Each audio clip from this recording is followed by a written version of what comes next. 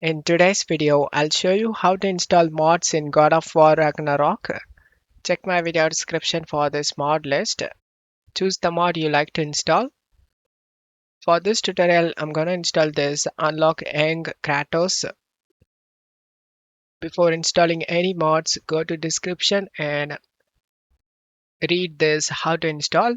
Download the mod and download the script loader and drop in same folder as the exe file. Check my video description for this script loader download link. Download the mod. Once you download the both mod, right click and select WinRAR and select open with WinRAR.